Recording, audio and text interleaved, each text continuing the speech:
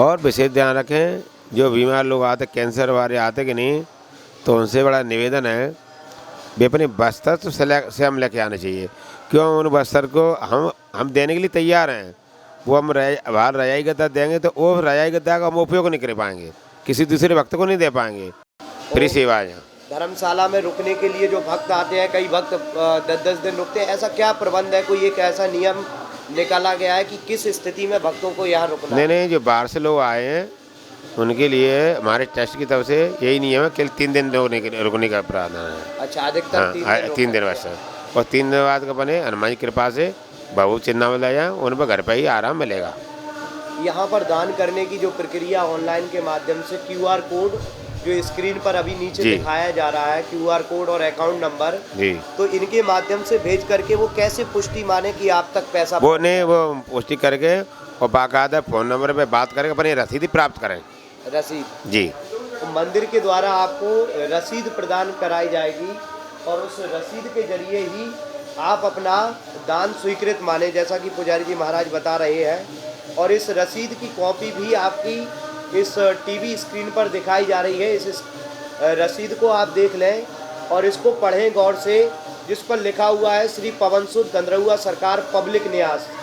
यह देखकर ही आप अपना दान स्वीकृत माने मंदिर में। और इसके अलावा भी पूज्य पुजारी जी से आज के दिन हम जानते हैं कि आगामी समय में जो उत्सव रहेगा, एक भूमि पूजन उत्सव, वो किस तरह मनाया जाएगा? वो 4 तारीख को मनाया जाएगा, रामनवमी उस दिन, और हनुमान जी की कृपा से बहुत अच्छा मनाया जाएगा जी। उसमें सुना जा रहा है कि कई सारे जो है मंत्रीगण आ रहे हैं, केंद्रीय मंत्री आएंगे नरेंद्र तोमर, और हमारे प्रदेश के भी मंत्री आएंगे, अरविंद भदौरिया जी और PS भदौरिया जी, भारत सिंह कुशवाहा जी। बहुत बहुत धन्यवाद। और सभी भक्त लोग आएंगे, बहुत लोग रहेंगे, बड़े आराम से बढ़िया धूमधाम से रामनवमी मनाएंगे। इसी के साथ पुजारी महाराज एक अंतिम संदेश और आप भक्तों को दें, जो भक्त मंदिर में दर्शन करने आते हैं, वो किस तरह की सावधानी अपने साथ रखें? वे विशेष ध्यान रखें। एक तो जेब कटौती सावधान रहें, अपना मोबाइल पर्स का विशेष ध्यान रखें। माता बहनों से निवेदन है, वैसे तो उनको कहीं भी भीड़ में जाएं, मेला मंदिर पर जाएं, तो अपने चीज़ों पैर के नहीं जाना चाहिए।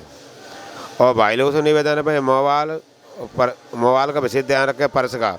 पर्स तो अपने पिछले में रखनी नहीं चाहिए। भगवान विष्णु ने लक्ष्मी जी को अपने हृदय में रखी है, और आप लोग पर्स को पीछे रख देते हो तो लक्ष्मी जी पीछे चली ही जाएंगी। इसलिए विशेष ध्यान रखें कि मोबाइल को पर्स का विशेष ध्यान रखें। और मंदिर में और जो परिक्रमा लाइन से दर्शन करते हैं, लाइन में उसका तो बहुत बड़ा महत्व है। और इधर से जो VIP लोग दर्शन में इतना महत्व नहीं है। जो परिक्रमा जो लाइन से लगा दर्शन करते हैं, उसका तो विशेष ही परिक्रमा का सब चीज़ का फल मिलता है।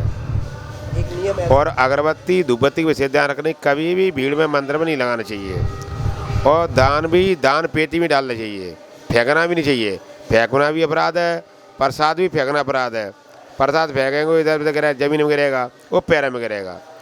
इसलिए पुजारी पे भोग लगवान नहीं, यदि भीड़ में नहीं लगा पा रहे तो आप स्वयं अपने भगवान के भोग लगा लो। बहुत बहुत धन्यवाद आदरणीय पुजारी जी महाराज का।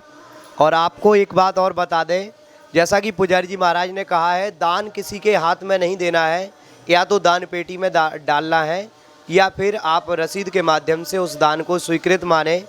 इसी के साथ मंदिर धर्मशाला में यदि आप रुकने आते हैं, वैसे तो रुकने की ज़्यादा दिन की परमिशन नहीं है, किसी गंभीर समस्या में आप 3 दिन अधिकतम मंदिर में रुक सकते हैं।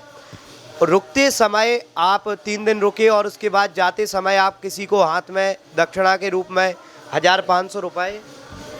और विशेष ध्यान रखें, जो बीमार लोग आते, कैंसर वाले आते कि नहीं, तो उनसे बड़ा निवेदन है वे अपने बस्तर तो स्वयं लेके आने चाहिए। क्यों? उन बस्तर को हम देने के लिए तैयार हैं। वो हम बाहर रजाई गद्दा देंगे तो वो रजाई गद्दा का हम उपयोग नहीं कर पाएंगे, किसी दूसरे भक्त को नहीं दे पाएंगे।